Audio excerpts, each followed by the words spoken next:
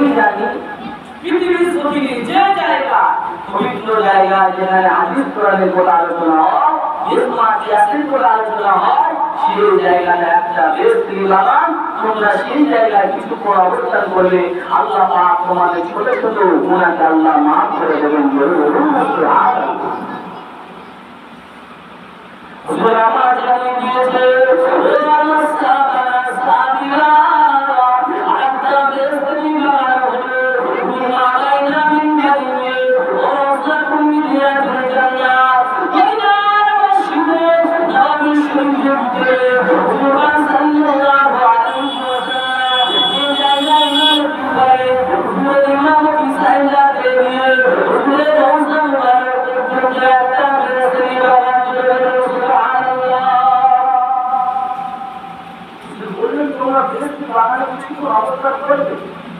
দুনিয়ার জমিনে একটা বেস্তির বাগান আছে,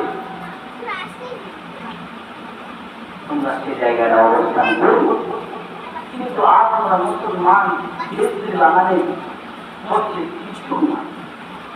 আমাদের ইসলামে কোরআন বলছে ইয়াউমা ইয়াতাযাক্কারুল ইনসানু মা সাআ, जिस दिन इंसान को क्या याद करेगा।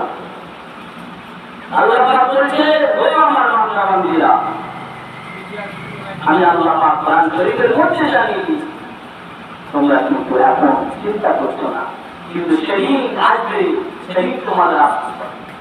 وتلقفهم الملائكة هذا يومكم الذي كنتم توعدون। যারা পৃথিবীর ধ্বংস হবে না বলে অস্বীকার করেছিল, কিয়ামত হবে না বলে অস্বীকার করেছিল, সেই সময় ফেরেশতারা বলতে থাকে, আয়াতটা পেশ করার বলতে থাকে وتلقفهم الملائكة هذا يومكم الذي كنتم توعدون।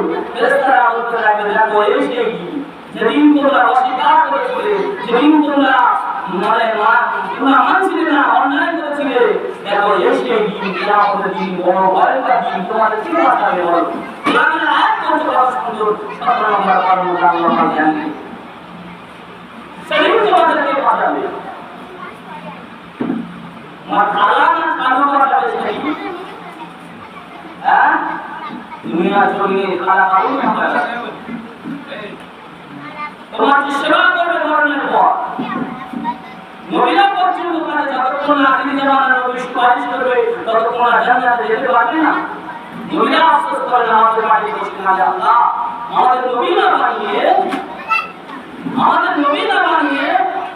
যদি আমাদের শেষ নবী উম্মত করে যদি দুনিয়া জমিনে পাঠাবে, তাহলে আমরা মনে করতাম আমাদের জীবনটা এখন।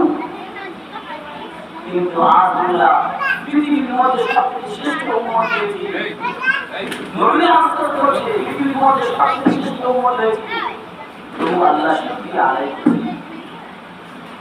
তিরমিজি শরীফের হাদিস, মান লা ইয়াশকুরুল্লাহ ইয়াশকুরুন নাসা। তিরমিজি শরীফের হাদিস, রাসূলুল্লাহ সাল্লাল্লাহু আলাইহি সাল্লাম বলেছেন, যারা মানুষের শুকরিয়া আদায় করে না, মানুষের শুকরিয়া আদায় করে না, সে আল্লাহ, আমি আল্লাহ, সে আমাকে শুকরিয়া আদায় করবে। তিরমিজি শরীফের হাদিস, আল্লাহ বলছেন যারা মানুষের শুকরিয়া আদায় করে না। যেমন অনেকে প্রশ্ন জানতে চায়, মানুষের শুকরিয়া আদায় করতে হবে, যে মানুষের শুকরিয়া আদায় করতে হবে। হ্যাঁ, যেমন কোন মানুষ পৃথিবীর জমিনে আরো কাজ করে দিল, তাকে জাযাকাল্লাহ, আল্লাহ তোমার এই কাজের বদলা